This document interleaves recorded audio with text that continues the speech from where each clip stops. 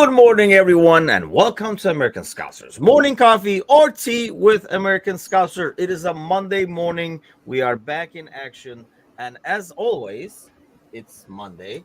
So Grumpy is here in the house. Not much to be grumpy about, but that's just how he rolls, people. Not yet. Yes. Brought to you, we're all, as always, brought to you by Reckless Coffee Roasters. I'm here, and the Polish Prince is in the house. What's happening? Just not much. Just enjoying this beautiful Monday. It is nice and sunny out today.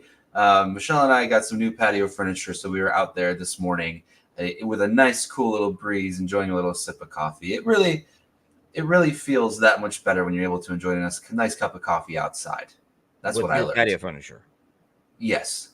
Anything special about the patio furniture? Like knowing you, like gold trim, like something like that, or like some crazy Gold trim. velvet It's cover no, coated, or... not gold trim. That's not ridiculous. The entire thing is gold. No, nothing too special other than it's just two seats and a nice little table. The two very comfy seats and a nice little table.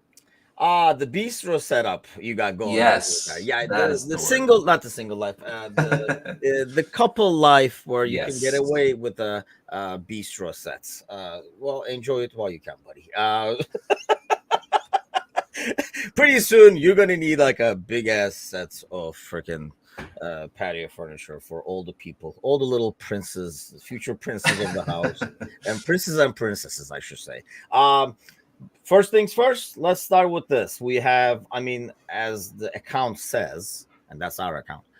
So it has to be fact. It's been tested and approved that it is our biggest giveaway. Really, I actually looked at it, and I think I sent you guys a screenshot. Like, if you are in the U.S., especially, you can't even freaking get it.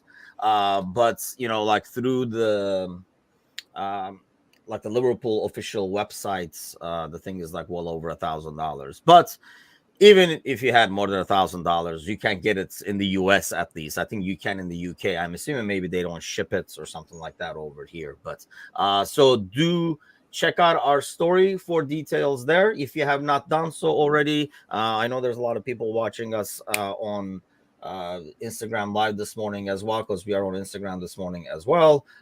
Do head on over to the YouTube page as well and give us a follow over there. Good luck to all those going in. That is really kind of like a cool prize, and we got 2 games left with this guy. So I've always talked about this, like there are certain things where when it's coming, it's coming, but then it doesn't really hit you till it happens. Has it hit yet? No, I don't think so. I think there was obviously that first day where the announcement came through, where there were a lot of emotions that came out, but it hasn't quite sunk in. And we have this shared calendar on the fridge where we mark what we're doing all day or all month. And next Sunday, it's all I have written there is emotional damage. That's all there is for that day, because I know that from the time I wake up to the time I probably go to bed, it's going to be a lot. But it's going to be nice to hopefully end the season on a nice little high. I don't think, whether it's, as long as they don't get smacked like 6-1, let's not do a little Stevie repeat, then everything I think will be okay. Yeah, the last game being Wolves and stuff, and being home and stuff obviously helps. Sergi says, won't hit me till we start the new season. Yeah, in the sense that until maybe there's somebody else on the sideline. Yeah, the last day, like you're saying, will be kind of like an emotional wreck. But I think until you see somebody else on the sideline, it's going to be... Yeah, it's not going to fully hit, I think. That the impact of it, at least, I think, will fully hit that. Christopher on Instagram Live, by the way, says, what's your score prediction? So that's kind of an early one, but let's go. For Wolves or today? No, I'm assuming he means for today. Let's... I feel like it's going to be a pretty open game. Let's go 3-2. Good guys. 3-2 good guys. I forgot what the hell I said for this game, to be honest with you. I am expecting... You know what the weird thing is? Like, the first time we played them, I expected that to be a really tough game, Yep. and that was probably somehow our easiest game, uh, you know, to date. Maybe because of the early goal, how we played, how Villa played. I don't know. Villa is hurting. Obviously, Right. they got, being knocked out by like Olympiacos and stuff like that. I mean, not to mention even in that game, there's like a lot of like injuries. By the way, people are fighting each other on the Instagram live over here. Like Miller Little and Christopher are like fighting over the copter jersey. That is kind of like a really really cool prize, to be honest with you. It's probably the coolest thing. Serzi says 2-4 Liverpool Salah hat trick. That's like copy pasting my prediction for last one, but we'll go with that. Is that what I went for? Maybe. Let's go with that. I like that. 4-2 Salah hat trick. Next season will be difficult. What are our chances of winning any silverware next season? See, that's interesting. So let me ask you that. How big of a? I mean, we're going to talk about this, right? We're going to talk about the Julian Ward thing. Yeah. Is it? Do you think? How are you expecting? Because this season we were expecting the same thing. Not a lot of success. Sure. And like it's going to be a rough adjustment, new midfield and stuff like that. How do you expect the next season to start? Or are you going to go into the next season the same way? I think we have to go into the next season expecting not to be at the levels of what we've had the last 5, 6, 7 years. I think that's only fair. You can argue that with a manager coming in and having the kind of team that he has at his disposal with the talent that he has, that it would be a disappointment if there wasn't a top 4 finish with maybe a trophy. But we have to give this man a chance. And I think by putting so much pressure on the first year right off the get-go is only going to work against us, whether it's emotionally, whether it's just, whatever the case might be. I don't expect a ton. I don't expect like a league title. I don't expect the Champions League trophy. I don't expect FA Cup, maybe a Carabao Cup. But I think finishing top 4 is going to be the most realistic goal we can set for Arnie, without feeling too upset if the other trophies aren't won. Okay. I mean, I agree with this. Like Steven says, it's going to depend on, I think we're talking about how many changes, right? Or like how big of a change is coming. Like, are we going to get like several new players where we're like, hey, these people have to work together and stuff like that? Or is it going to be a couple of adjustments that is going to make, then I honestly go into next season expecting a season like this more than anything else. Like a domestic cup, a good run in Europe, and a top 4 finish. I think that's realistic. So it says I think Guardiola leaves in the summer. Arsenal, Liverpool fight out for the league. I don't know why Everton needs to be put in that list, but okay. Yeah. I think it's almost like that goes with us saying that Everton is not going to be in any of those. But man, Frimpong, everybody is on Frimpong. We could potentially snag either the FA or the FL Cup. That's what I'm thinking, though. I do expect like a local, like a domestic cup win and then a top 4 finish. I think that's realistic, unless kind of like what Steve was alluding to earlier, like we have a lot of changes, right? Like we're half the squad. I do not expect that, though. Do you expect that many changes in terms of, like, let's say you're starting 11 today? Yeah. Compared to starting 11 opening day of the season? I would, I guess starting 11 plus players who would be available for selection too. Because who knows how we're going to line up today anyway. Then going to the squad. Just answer the question. Don't put a big on me first thing in the morning.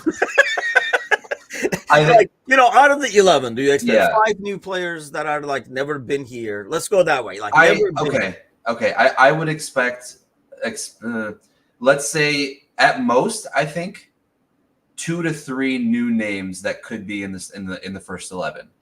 Okay. I don't expect any more than that. I think whether Mo stays or not, I don't necessarily think that someone new would be in that starting 11. I just think you might shift around some players. And obviously it all depends on how Arnie's going to line up, because there's so many different ways that we could see these players fitting the puzzle. So I would expect at most 2. That is my prediction. Is that at most 2, no more than 2. I think nine guys that are here be a lot better than, because I'll be honest, like this year, Yeah. I know everybody's expectations were a lot less going into the season. And I felt that was because we were changing the entire midfield. It's not even like you were putting a new winger, one guy in midfield, one guy in defense, or something like that, right? Like scattered, where you like the core, like the middle of the park was going to be brand new. Nobody was going to know each other. And I felt like that's why we kind of felt it could be rough. But if you're only changing 2 players, let's say one of them is a winger or a striker or whatever, and let's say, I don't know, one in defense, shouldn't the expectations then be a lot higher? Or you think a system change is what's going to cause the havoc? I think more of the latter, because I think if you can compare it to, I don't know if it's going to be the best comparison in the world. I don't want anyone to take this out of context, but here we go. Here we go. It's Monday. With last year, with the way Spurs ended and how Spurs have been sort of in the realm of top 4 to top 5, like not necessarily challenging for the title, but good enough to be challenging for Champions League spots. With Ange coming in, I don't think the expectations for him were anywhere near top 4. I think people were being very lenient on what their expectations were for him. And I think, if they finished top 7, top 8, then that would have been fine. And they didn't have too much of a movement in that front 11. Obviously, they lost Harry Kane, which is a big piece in that 11. Yeah, but everyone else there had played with each other, had been with each other, and they were going to play a brand new system. And in the beginning of the season, they really made it work. Obviously, they were unlucky with some injuries and whatnot, and they've hit an even more of a downfall recently. But I think just because you have the same players, when you're having a new manager and a new system, I think overall it has to be a little bit more lenient, because it will take a little bit of time for these players to get used, especially for some of these guys that have been here 7-8 years, completely brand new way of playing. And if Trent moves into a double pivot, then that will also change a lot of things about who comes in on that right side, and if there will be new players. Because like you were saying earlier, you were thinking about who would be a new addition to the starting 11. You said maybe forward winger, and then maybe what, right? Like where could you even say that there will be a new player in the starting 11 that's better than what we have now? Like genuinely, where do you think there would be a difference? Probably is the common one that comes to mind, right? Like number 6. But aside from that, you don't really need anything else. Center back? I don't know if a new center back, unless not a high profile name replaces what you have in the starting 11. But it wouldn't be starting 11 center back. It'd be a third or fourth. Does that depend on who you get, though, more than anything else? On who you get from? What do you mean? Like, the center back that you get. I mean, if you get a center back like that, for example, Slot nose or Slot's guy or something like that, I can see him starting. Like, he understands Slot system, blah blah blah, kind of a thing. I can understand that. Sure. I think if there's going to be 3 center backs potentially in a way where you need another left-footed center back, then that could change things too. But when you think of Van Dijk, Konate, and Kwanzaa, if they're all still here, then buying anyone who would be challenging for the first choice would feel like a little bit of a waste of money, if you will, because when healthy, all 2 of those 3 guys will be first choice always.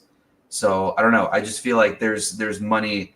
Money's going to be spent. It'd be on 3rd or 4th choice, and the money would be spent elsewhere. That's fair. Vishak says Bastoni or Tomori look like good center back rotation starter options. I don't know, like, it's not in case, it's more like when more than anything else. And we kind of talked about that. I think that's going to be the biggest need, right? Just because, I mean, especially if Matip is not coming back with Edwards in charge, I don't see Matip coming back. And then, I mean, like, Vishak is talking about like Ibu and his like history. Steve says, I don't think we'll lose much momentum. New coach and slightly different philosophy may give us a little boost. Going back to your Tottenham thing, for example, I mean, honestly, they started a lot better than how everybody, and he kind of like has doomed himself, right? With a lot better play and a lot better results than what everybody expected. And now they're kind of like in the slump. So like people are talking to him like about getting him canned and stuff like that, from being he's the manager of the year to being canned. And this is the great life of a manager, like within like a month, 2 months, literally. It's crazy. I think with Spurs, at least for me, I think the Kane thing was a big deal. Like not just getting a new manager, because they've gone through a bunch of those. It was more about your main guy that everything was revolving around leaving. So you had to almost like build. It's almost like you had like a Lego house, but the bottom was gone. So now you have to build it over anyway, kind of like an order. So let me ask you then, if let's say if Mo does leave this summer, I mean, I don't think Kane's role at Spurs was that's not the same role as Mo at Liverpool, but Mo is still he's still the guy. Right. And if you leave, if you have someone leave of such a stature, is that comparable then to those situations? Numbers wise, maybe. Like stats wise, you can say, production, like what they put on the bottom line kind of a way in terms of like if you compare them. But I don't think play wise, it felt like they were, and you could tell anytime Kane wasn't playing, they were very dependent on him, and like everything kind of like, so when that's gone, it's like, okay, so where is the stuff gonna come from? Because I think Son looked like the Son that made him like the big time player due to Kane being there and stuff like that. I mean, honestly, I know in terms of, this is the complete opposite, not in terms of numbers, but in terms of play and how it affects the play, I would almost like compare it to Bobby leaving. I don't, like I know people are gonna be like, what? But like I'm not comparing like numbers, like goals and stuff like that. But in terms of affecting how the team plays, playmaking, I would compare it to that. Playmaking, defending, starting the press, all those things that he did. I was worried, and I think we saw like it faltering. I mean, one of the bigger reasons I think we have conceded so many goals is because our defending from the top is not as good as it was. And not as organized as it was. So I think that's like a huge ordeal. Yeah, and that starts with Bobby. And I think that's one thing that not a lot of people that are fans of the Premier League gave Harry Kane enough credit for was, he scored a bunch of goals, but his vision and his passing is elite. Like he's a fantastic playmaker, and he would start with the ball in his own half at times. Right. Yeah. So so Bobby's a much better comparison. I'm just thinking of having, the face of the club potentially leaving, if you will. Because I think Mo, you could argue that there's many faces of the club, Van Dijk, Trent, maybe Alisson to an extent. But a face like Mo leaving the club, similar to a face like Kane leaving Spurs, I think that's where I was headed with that. So this is an interesting analogy too. It's interesting analogy Mondays, people. If we lose Salah, it may be like when we lost Coutinho. See, the thing with Coutinho was, I felt like we depended too much on him. I don't think we have the same thing with Mo, personally. I mean, when I watch games, I don't get that feeling. Is like, how should I explain this? Like when it was Coutinho was there, I felt like when we got stuck, when plan A was not working, I don't even know what plan A was. Plan A actually went through Coutinho, but not solely, right? Plan B was just Coutinho.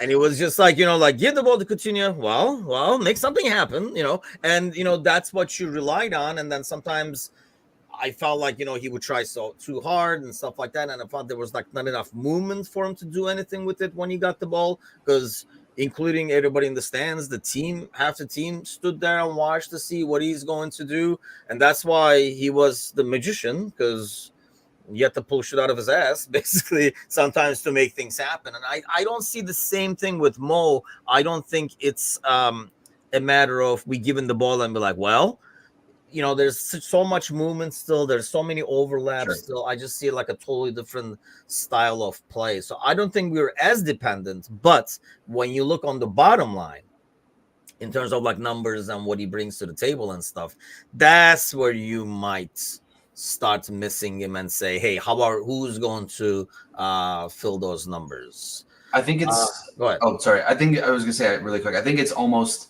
the sense of feeling the pressure to get the ball to Mo rather than have Mo create for the team. That then you release that pressure when Mo's not there. And I think that's what when Cersei is saying that we were able to score goals without Salah is because we didn't feel that pressure where he had to get the ball so often. Right? It's not that he's the one playmaking it specifically, but the players felt like they needed to get the ball to him more than anything.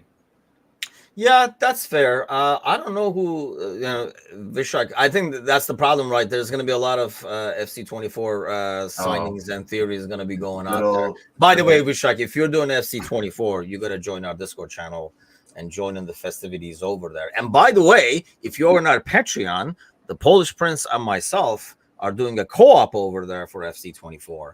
And we're in Division 1.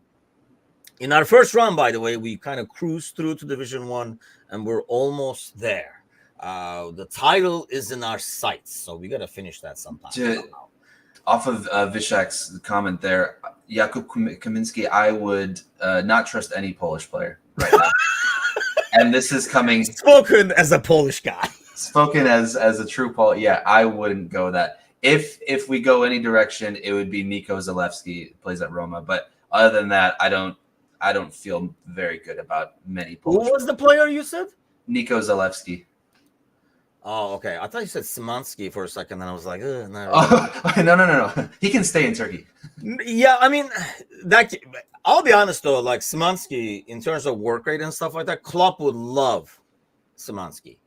What he does, he would love Szymanski. I remember you asking when he was signed if he could be like a good Arda replacement. And I was like, well, he runs a lot. I don't know if it's going to translate. But Klopp would love that dude. That dude is like in the box, clearing the ball. 10 seconds later, he's up top pressing. And he's not a big guy either. It's like, dude, he's an energy. Brian says the thing is we need to sort out why we get so many injuries and 3 players for each position and 2 a first 11, a sub, and a young 11 because Bradley has done good, but why not give Calvin Ramsey? I don't know if that's going to be. This is going to be the interesting thing, right? We don't know at least. I mean, I don't know. I don't know if you remember how many of these guys like Calvin Ramsey are brought from. I don't remember Ramsey as an example.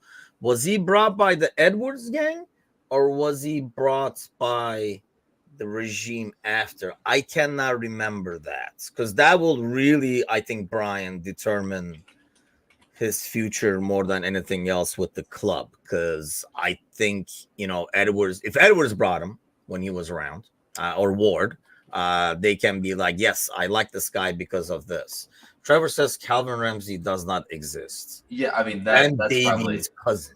Sadio says so much in considering is due to no reliable DM in our team. See, this is why mind you, I do agree that we do need a regular trusted. Ramsey was bought by Ward. So going back to what Brian is saying, then Brian, you might have a good shot on actually seeing him at least get a shot. I don't know if you'll get it, but at least get a shot. And honestly, if we're moving Trent up, then you could, your depth shot, if you will, could be Brian and Ramsey. I mean, Bradley and Ramsey or Bradley, whoever does better kind of thing. But where are we going? The number 6 thing that Saido's talking about, while I agree to that, I think there's way too emphasis placed on, and when I was talking about Bobby and stuff like that, our press this year has been nowhere near what it was in the past. I've seen that press being broken down way too often compared to years in the past. In the beginning, and I hate to pick on this dude, but I thought he got better as it went. But I mean, I think one of the biggest reasons is Nunez compared to Bobby, because Nunez presses while he runs like crazy at people, but that's not pressing. That's just running crazy at people. So I think that's like a bigger difference. I thought it got better throughout the season, where he understood like the triggers and when to go and when not to go and stuff like that. But you watch Gakpo help with the press the last couple of weeks. And I personally think it's night and day. And it's defending starts up top. I'm not saying this is a defender, but if the people up top are not doing shit, it's impossible for a defender to stop the wave that's coming that hasn't been stopped. And I think that entire engine, then, if it's going well, everything else looks better. So while Fabinho, and it's not me saying he was not a great DM, because he was absolutely world class for maybe about 18 months, right? He was probably the best DM in the world. But as soon as things started falling off, and as soon as the press started getting broken down a bit, and the forward line wasn't really doing what they used to, Fabinho wasn't anything like himself. Like, his fall off was so quick, and it was almost amazing to see how bad he became and how quick. And then he leaves to go to Saudi Arabia at relatively young age still, and we haven't really heard anything from him. So while I think he was really great and he was a world-class DM for that little bit of time, I think everyone else doing their job around him made him look that much better. Yeah. Because as soon as things started breaking down, he didn't look good at all. And I think that's evident by the fact that he left, and he's not doing anything in Saudi Arabia either. I mean, I'm not going to sit here and pretend I'm paying attention to what he's doing, but I don't hear anything about it. So I just assume there's nothing going on. So I think if the entire engine was clicking like it did, Endo could also look like the best DM in the world for a little bit, because everything else around him is working the same way. If you have the same Mane, Bobby, Salah press that you had from the Fabinho years, from his best years, I think you put in not any DM, but you put in a lot of DMs, and they look just as good because the entire system looks good. I think that's fair. And I think maybe part of that, I mean, we did running into the ground too, but, Sergi says Mane and Bobby were great at pressing. Haven't replaced either. Jotawan playing press as well. I think it's a little bit of I don't blame Diaz for not running and pressing and pressuring when you compare it to Mane. I think, like I say, the big part of pressing is you got to press all at the same time. Everybody has to understand the trigger. Everybody has to understand where to go, when to go, what to do.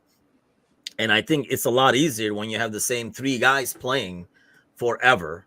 And, it automatically clicks. So, everybody knows. If you've played on a team for 3-4 seasons and you're with the same people, if you played, high school, college, and you play with the same people, you kind of know what the other guy is going to do. It just gets built into the system. You've done it at practice. You've done it at the bazillion games together. I know he's going to cover wide, so I'll take inside. I don't have to look at him to see, if we're doubling up somebody or something like that, I know what my right back is going to do because that's what he does. So, and then he knows, hey, I do this, he does that kind of a deal. So I think you had that with the trio we had up there. When we rotate so many pieces, and I'm not against rotation or anything, but it's a lot harder to be able to duplicate that and have that, have everybody synced as well when they're not playing together. Endo, he's good but not reliable.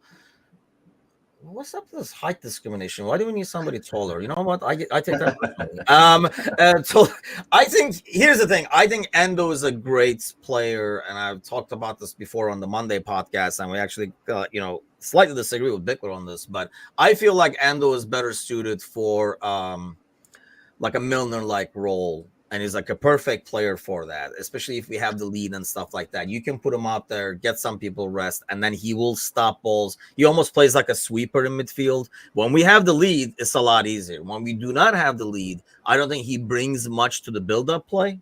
So now you're kind of stuck there. So you have 5 guys, especially when Konate was playing. Kwanzaa is a bit better in taking space, do Matip things at times.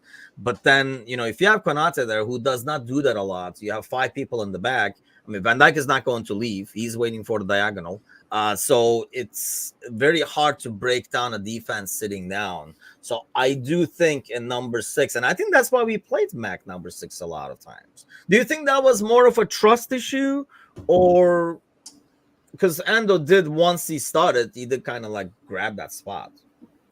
Maybe it was just time to bet him in. But I do think there is some truth to what you're saying about being able to have a player break down lines from that position, because that gives you the ultimate advantage of having someone who can defensively keep the line up while also being able to break down the lines of the other team with a good pass. And McAllister's vision and his playmaking is what allows him to do that. Whereas Endo's very much, maybe not exactly, but he's more like a genie, where he's going to be able to be better a bit just shielding the ball and just making a quick pass, whether it's left, right, or back. But he's not going to be the one that makes that run or makes that perfect that through ball. But yeah, I think it was a little bit of just giving Endo some time to adjust to come in. That's the only thing I can really think of. Yeah, Endo was great, and then Fabinho was great at this too. Like basically winning the ball and then releasing it to somebody who's going to do something dangerous with it, whether it's Mo or someone, like whoever it is. Like he can see that pass and send it in. I think he's good with that. But I think when he's looking and there's like 11 guys facing him, I don't think. Yeah, that's when I feel like he gets caught on the ball, and people realize that he can get caught on the ball, so they time their press that way and stuff like that. And I think that's going to be a major issue. And I do think that's why, unless you see Mac, and I don't think any one of us wants to see Mac. I think somebody mentioned Trent at 6. Let's not go there with Trent at 6. Let's not start that on the Monday morning. They must be new here, and that's okay. And that's okay. Okay, so we were going to talk a little bit about this. So Julian Ward coming back, we did kind of like allude to it a bit earlier. Bringing the band back together, which is making more and more clear that these people basically left at one point because the working relationship was not that great with Klopp. And I was going to say, at this point, can we all acknowledge that was the problem and not any of these other theories or excuses people were making? No, Klopp just got more and more power, and he ended up making the decisions that Ward and Ward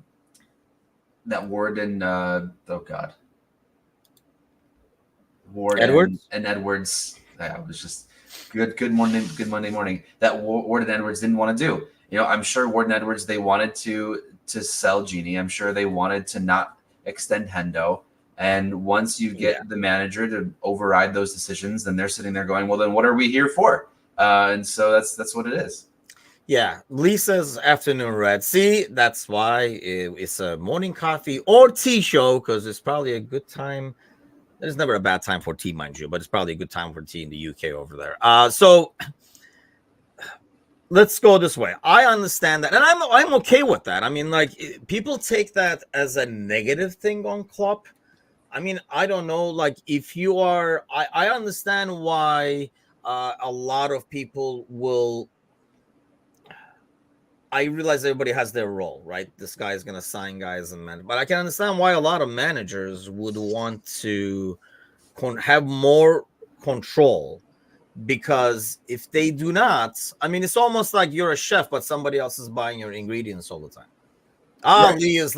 Lee's not doing hot drinks. He's doing cold drinks over there. Well, at least let's hope the lager is cold. We don't know. There are some weird people. It could be like Guinness or something like that. I mean, if it's not like he wouldn't say lager though. I think. Lee, what are we drinking over there today? Liverpool Videos is here. That is a sick giveaway we're doing, actually. Yes. It's amazing. I mean, I can put in a word for you, dude, but I don't know. I don't know how far you gotta know. My word barely gets around American Scouts, so I don't know how much it will go in the giveaway over there. Go ahead, Matoush. Take it away.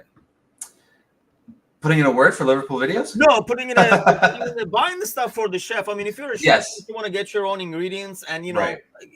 But at the same time, I understand why a club would not want that, because you can, as a manager, try to save the day and, maybe make some signings that is not good for the club, but more for your short term, for your employment, for example, and not look at the, 5 years down the road and stuff. Whereas somebody like, Edwards and Ward and stuff are thinking more, they're more playing chess. They're more thinking a couple of steps ahead. Right. And, who knows a couple of years ago where Klopp was sitting when he was sitting with Edwards and with Ward, and what they thought Klopp's timeline would be like, because obviously he had that extension, right? And so they thought maybe you go to this point, but maybe there was a feeling of maybe he won't be around for that long.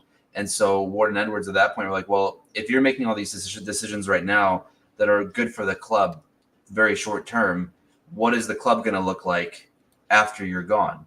And that can be a difficult thing to sit with if you don't have the opportunity to do a future build with the team, because you don't know where it's going to be like in a few years. Because if you just hold on to all your players and let their contracts expire, and you end up with a starting 11 that are all between 32 and 34 years old, then you're like, where do you go from here?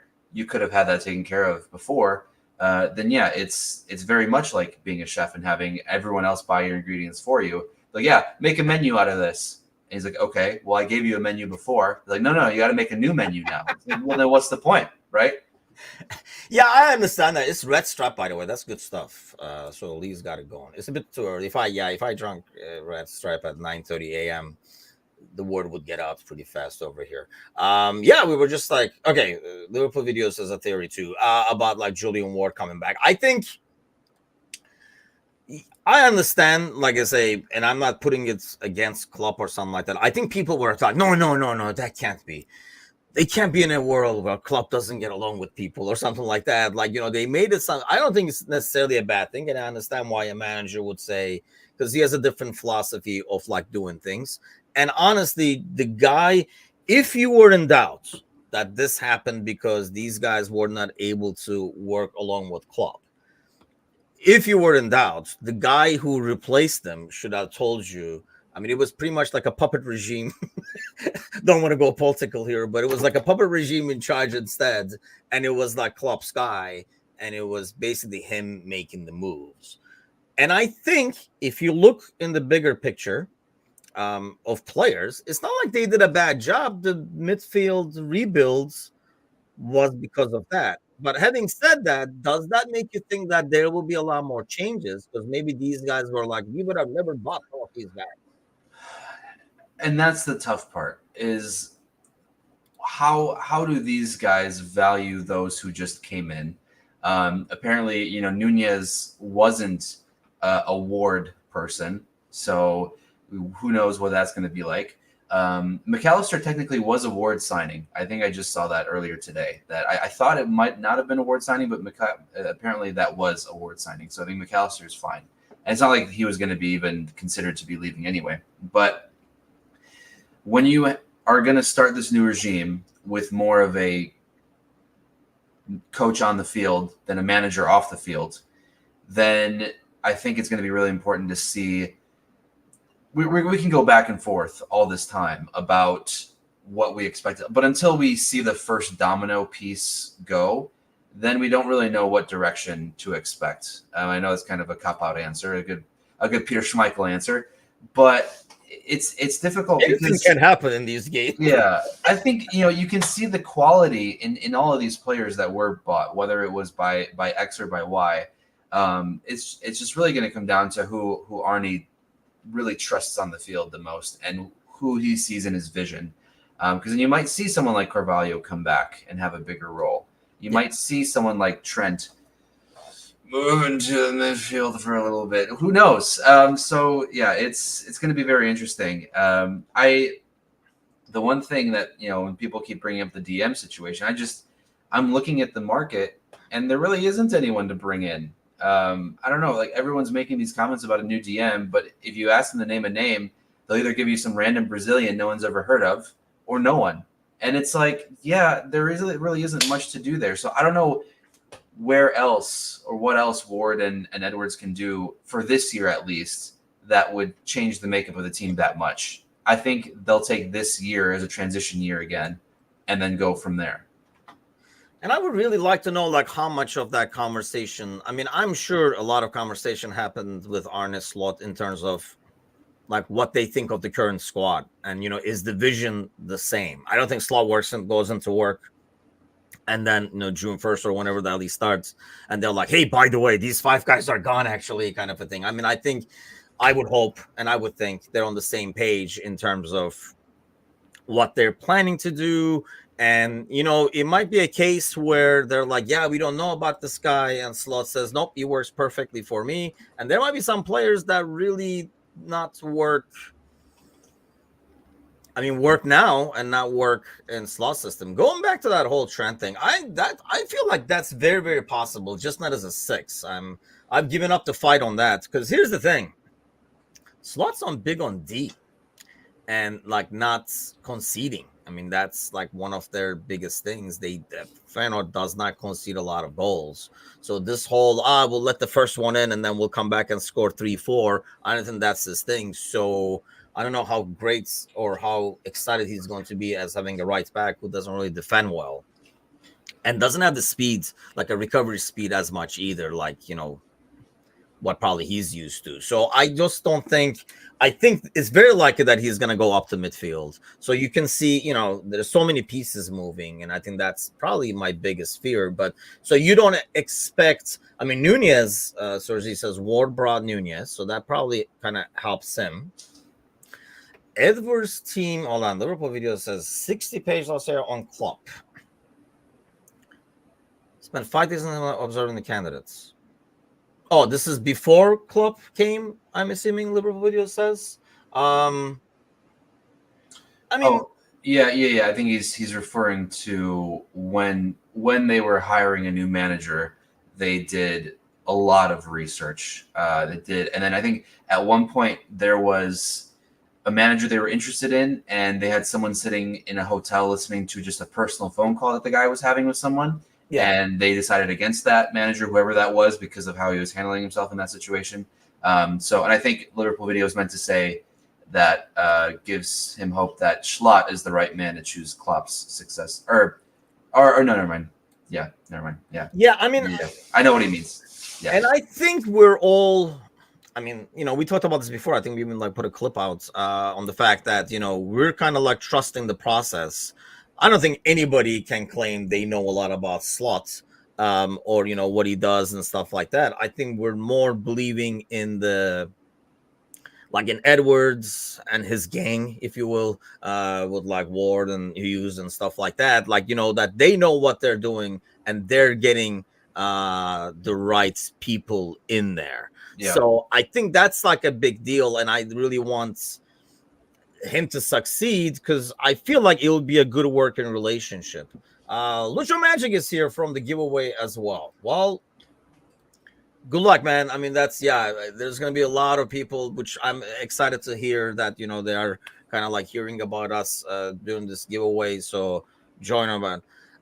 And Lucho Magic says, not surprisingly, his favorite player is Lucho. A lot of ways to go with that, by the way. I know we're jumping from topic to topic, but it is Monday morning, and we're going to do a pre-match anyway. So I figured we don't talk a lot about the game. We'll just save that for the pre-match. But a lot of rumors with him. I just read something today that he's saying, as any player would say, he's happy here and stuff like that. Yeah.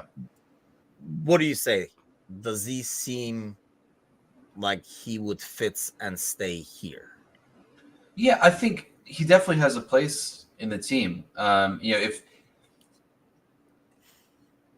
there's any knock on him, it's his finishing, right? I think that is something that can't be avoided to discuss, is that he's just not a natural finisher.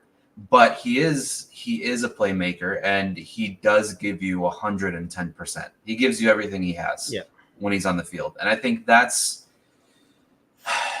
is something that you can't always replace. There are players who almost like they're just there to be there and get a paycheck, if you will. And then there's players who really do play because they love the game. And I think Lucho really loves the sport. He loves to play.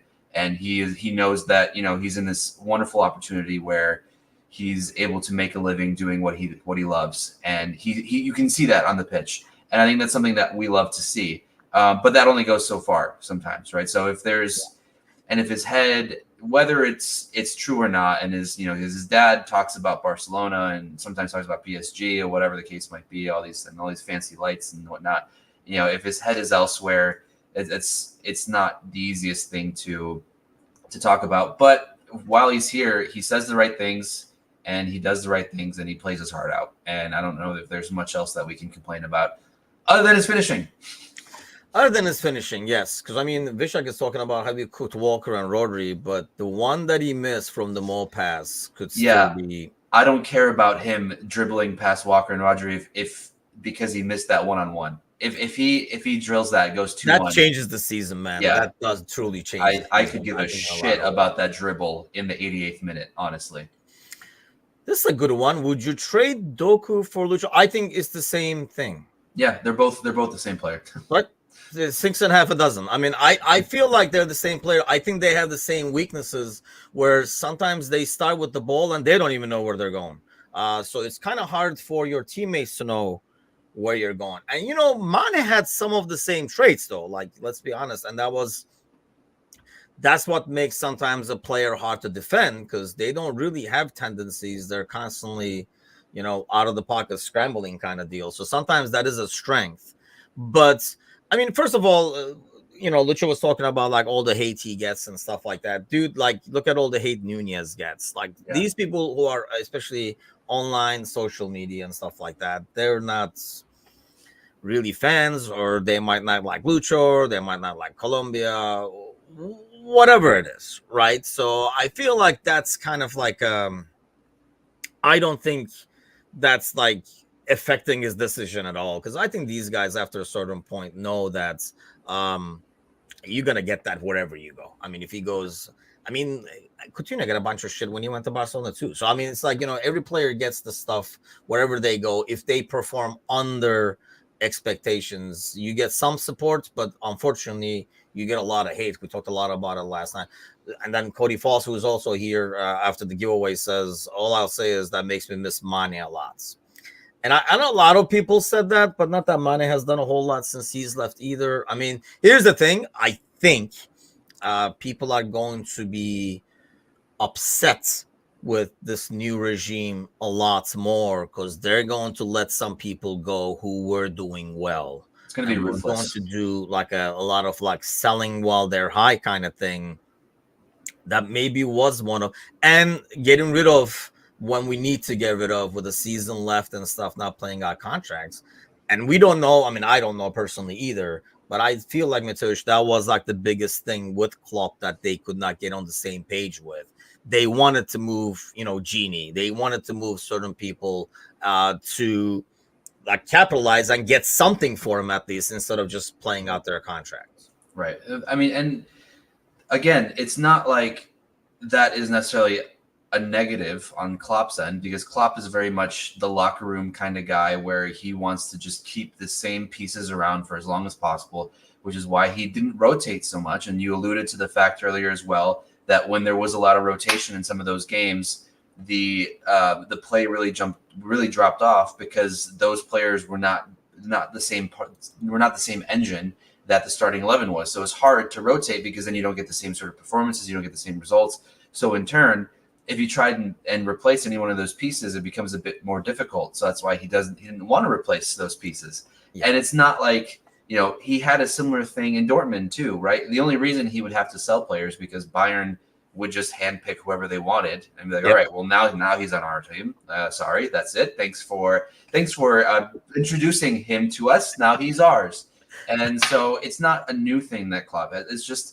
It's just a different style of business. And if you want to compete with the likes of City, with the likes of Newcastle as far as spending goes, with the likes of these clubs that have a lot more money, you have to be willing to sell. Because if you can't sell, you can't buy. And unfortunately, that's just where we're at. So this says Milner alluded to the fact that Klopp wanted him to stay longer, and if FSG vetoed it, that's what happened with Genie and Bobby too. And, you know, here's the thing. You can't keep people there until they're 45. I mean, some fans would still be signing people over and over again because you just got to let go, man. Sometimes you just got to let go. I mean, there's a certain age. Or, you know, I think, you know, FSG probably would have been okay for Miller to stay around, but it's a certain price. You can't expect to get paid the same way that you were when you're 28, 29, 30, when you're 35, 36, 37. Mm-hmm. And then once injuries start creeping up, then everybody over here who wants to keep signing these players year after year after year are going to be like, well, this is why we don't have depth and stuff like that. I mean, one thing, like, for example, like, yeah, Adrian's days are numbered. I mean, one thing I think it was Gakpo. They were doing like a words. They were asking players to give a word for every player. And like Adrian, you can have a couple of people like that in a squad who are basically, they're not captains, but they're the big brother Right. that you go to and stuff like that. And you don't even go to the captain, because it's going to the captain is almost like sometimes going to the assistant manager. It's going to go eventually to the manager. You go to the experienced full timer, who is Adrian, and then you ask them some of the ropes, right? As opposed to going into managements. And then you don't know how far your word is going to get. It's a lot more easier for a big brother to kind of like address your concerns and help you along and stuff. And you do need that. I think people don't understand. I mean, you're a young guy. I mean, these guys are all young. They're like in their 20s, going to a new country where they might not know the language. Even if they know the language, they don't know anybody but people at work.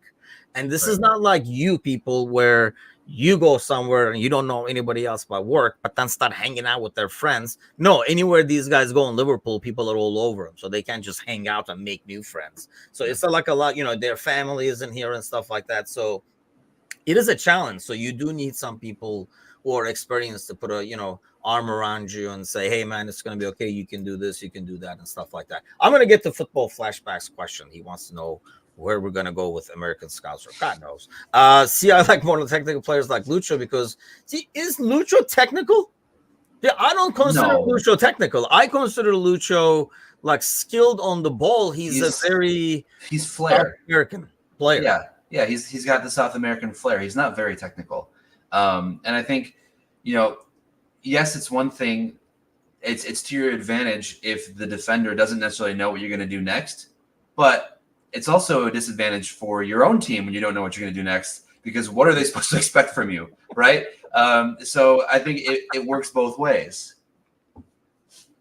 Yeah, I mean, look, I really like Lucho as a player because I do like his work rates. And I really think there have been so many games where he has been the only threat. And the biggest challenge, I think, of the new manager, especially if these players are staying, are trying to find the system that gets the most out of. You want Lucho running at defenders. I would be terrified if Lucho was coming to me at full speed as a right back. Like, can you imagine Lucho taking on Trent? He would have a party on that side. Well, you know what I mean? Like, you don't want training every day. That's what happens. Yeah, I mean, I guess he's probably like, I'm on Lucho's team. Bradley, you're playing over there. So I think it's one of those where, like, you cannot just leave a right back with him. So he does need help to be defended against. I think it's a matter of like kind of like working it out when he cuts in, and maybe a 4-2-3-1 does suit him better, because he can be the winger and like really go at people, go back and forth, because he does do a lot of defensive work too. I know we talked a lot about Mane doing it. I don't think we can say Lucho does not. I mean, especially like with running, I don't think Lucho does not. What is the ultimate dream for American Scouts? Are you going to place a bet football flashback? I know that's why you're asking. Like, you're going to be the. What is the ultimate dream? He just said he's trying to stop betting. How dare you? He did say he stopped betting. Yeah, sorry. He's trying to stop betting, and this would be an innocent little side bet over here. Yeah, what are we trying to do? What is the ultimate dream, Mateusz? That is a question for you, my friend. Oh, that is a question. Well, I don't know. Honestly, ultimate dream is kind of like to keep doing what we're doing. As long as we're having fun, I really don't care. I mean, if we were really after numbers, there's a lot easier way to get numbers. We can just throw rumors. We can just throw clickbait articles all over the place, and we would probably build numbers and listeners and fans. Or we can yell and scream, say some outrageous stuff. So it gets clipped and stuff like that. There's a lot easier ways to kind of like build numbers and go viral and stuff like that. But I rather just like keep building the community. I don't know if you saw this, by the way, because we had a post on Facebook and Instagram asking people like where they're following us from. I do really like saying that, because I've always said, American Scouser is not necessarily I mean, I'm freaking Turkish. Don't don't listen to Mateo. She said he's going around like a Polish. He's a Polish prince, but he's defected to the U.S. over here. But you don't have to be necessarily American. You don't have to be a Scouser. You just gotta love Liverpool and kind of like and continue to build the community. And I think that's what we've done. And I see that post, and I see all these people following from like all over the world, and UK and Australia and stuff like that. And that's kind of like puts a smile on my face, because I think that's really cool that as long as people like what we're doing. I mean, we have contributors who are not obviously me, American or a Scouser from all over the world and stuff like that. So I was just talking to somebody earlier today about joining us, and they're not American or Scouser and stuff like that. So, yeah, I'm getting a lot of people from the giveaway today, which is great. Good luck to you guys, man. Hopefully, Brian says it's pretty awesome that we're getting viewers all over the world. Yeah, I think so. I really enjoy that, because I think ultimately, Matush, we kind of like share the same passion, and you don't have to be here, or you don't have to be a Scouser and stuff. And we've gotten a lot of heat for having Scouser in our name and stuff like that in the past, which I could not care less about at this point. We get a lot of shit for having American in our name, because people listen to our clips, me and you, mind you, and call us Yanks, which makes me laugh, because I'm probably the furthest thing away from it, and you as well. Yeah, we were only just not born in this country, but that's okay. You guys, people can say whatever they want to say, whatever. Wait, you are born in Poland as well, right? Yeah. What, 2 years old? Is that when you came? I was about 3. I was about 3. 3, okay, 2, 3, same thing. I'm trying to make myself feel better here. Fuck you.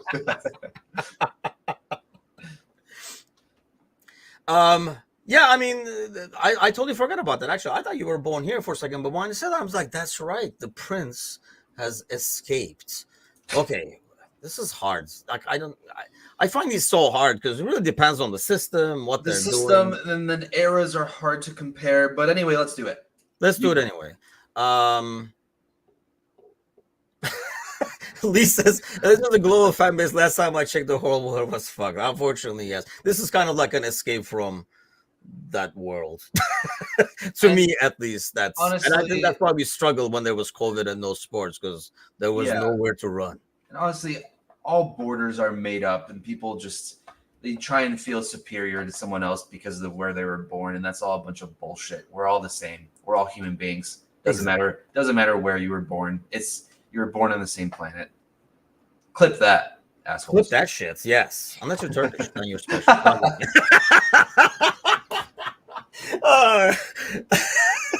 Okay, on our way out, let's do this instead of prediction. Because obviously we're going to be on in a couple of hours over here for the pre-match show. So rank the start, bench, sell, captain.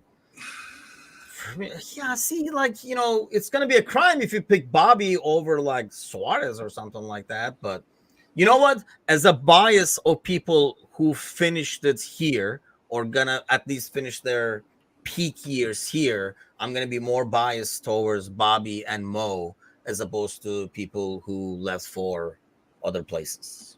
Okay, so I'm gonna make my own excuses here. This is gonna be a very unpopular opinion, most likely, but we're taking these guys at their peak. That's how I'm going off of it. So I would sell Suarez because I think you can get the most money for him at his peak. I would financial on us here. Start. Oh no! I was gonna say, go in order, will you? You're like confusing the hell out of me. So fine. Who are you starting, or is that where you got stuck anyway? That's why I went to sell, because I couldn't think of it. But captain means they're playing, right? So you're playing 2 of these. Yes. Yeah. Start Mo. How was the weather in Saturn, by the way? Start Mo. Captain Bobby. Okay, first I read this comment where I was like, God damn, how old is Lee? But no, he said more than half a century. He's more than a century. Was like on record to be the oldest person in the world. Because I do agree with him. I can't not choose Bobby. So who did you start? I'm sorry, I cut you off. I think I said I started Mo, you, captain. you can't even repeat what you just said. Started Mo, benched Torres, sold Suarez, captain Bobby. I love Torres. I absolutely love Torres, and I think yeah, I think that's what I have to do. I'm sorry, that's it. Oh, you're putting him on the bench. Oh, like so he's using him as coming off the bench. I'm bringing Torres off the bench. You're bringing Torres off the bench. And I'm selling Suarez because I think when we think about it financially, like Edwards and Ward do, but very, very financially and without emotions because they're robots, I would sell Suarez because you can get the most money for him. Yeah, I'm selling Suarez. He can go bite somebody else. Love him as a player, but unless I don't like him as a dude. Can I just come out and say that's I don't fair. Like him as a can we also throw a little bit of a twist here? Let's say that this is a one-off game against Norwich. Ah, come on. This is complicated enough, for God's sakes. Okay, I'm gonna start Bobby and Captain Mo, because otherwise Mo is gonna get crabby while he's not captain. So I'm gonna Captain Mo, start Bobby, bench Torres, sell Suarez. Okay. And this has no finite. This is all emotional choices on my end, to be honest with you, because I am with Lee. Bobby is probably still the entire selflessness, the class, celebrations. I just feel like the dude had it all. I mean, he could be one of my all-time. When I started. I mean, I'm close to Lee over here, more than a century ago. But yeah, I mean, like there are some like iconic players that like Barnes and stuff like that I like, Dalglish and stuff like that growing up I was like oh, so awesome, what a play, like loved watching as a little kid playing the game. But Bobby has become one of those guys for me. I don't think it will be for a lot of guys. Like 20 years from now, I don't think anybody says, remember Bobby or something. I don't think so. I think people will probably say Mo and stuff like that. That's probably like a good episode for another day. But Bobby will be that guy for me. Like I think he's like the ultimate player, ultimate human overall. Like the selflessness, the class, the passing, scoring, like kind of style. Brazilian with a work rate, which is, a unicorn by itself. His play style was a unicorn. I mean, it's just, man, it was something. See, you guys made it sad at the end. Damn you. I don't know. Like, I was really, really sad. Like watching him, looking at the singing, like, looking at the stands, like clapping, crying. That was a rough one. And I'll be honest, that might be rougher for me than seeing even Klopp go. Yes, not to mention the whitest teeth, which now we know. I don't know if his was original, but I mean, Kazi has like the whitest teeth now too. I'll take credit for that as somebody Turkish, because we do apparently do great work over there. And starting Suarez, benching Bobby, selling Suarez, selling Torres, captaining Mo. That's pretty close. I think maybe 9 out of 10 people will sell either Suarez or Torres. I don't think we would see anyone sell Bobby or Mo. So I think that because they left? It's a good question. I think there's a lot more emotional sentimentality and investment in players like Mo and Bobby than there was for Suarez and Torres because of them leaving, right? Maybe if they win the title in 13-14 and if Suarez stays a couple of years, maybe if Torres doesn't go to Chelsea, we look at it a bit differently. But I think because of the peak of Mo and Bobby together and what they had here, I think that for a lot of people they would sell Torres or Suarez instead.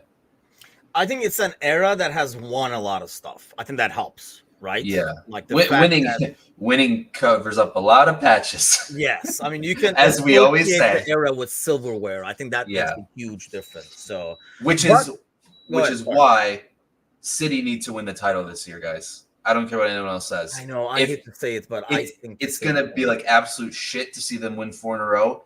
But if you can be the only club to have won a title in the City reign, it's going to be a lot better than Arsenal and Liverpool both having won.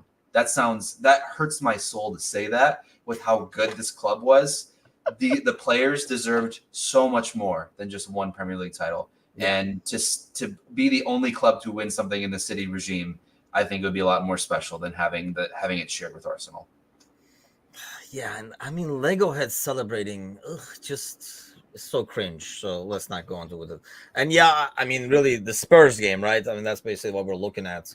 Yeah. What is that, Tuesday? So that should be an interesting one. If it was the middle of the damn week, we'd even do a live watch along and grab a red stripe. We'll leave over here and like knock out. But we'll head out because we're gonna be right back for the pre-match. Once the lineups come out, about like half hour or so before the kickoff, we'll be on here live. We'll see who's starting, who's playing. These are like kind of like fun, relaxed watches at this point, but we'll see who's out there.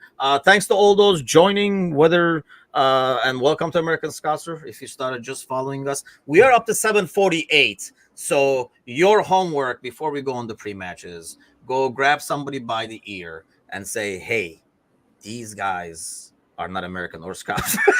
These guys, yeah, and like have them get us a follow, get us to 750 on YouTube before we head on that way. And if you have not done so already, do check the Instagram account and throw your name in this thing for this prize because it is pretty cool. I might make a fake name and get in there myself. But Matush, we'll see you for the pre-match. Maybe. So working some stuff out. But I do want to, because he's asked a couple times. I'm going Kwanzaa. Done.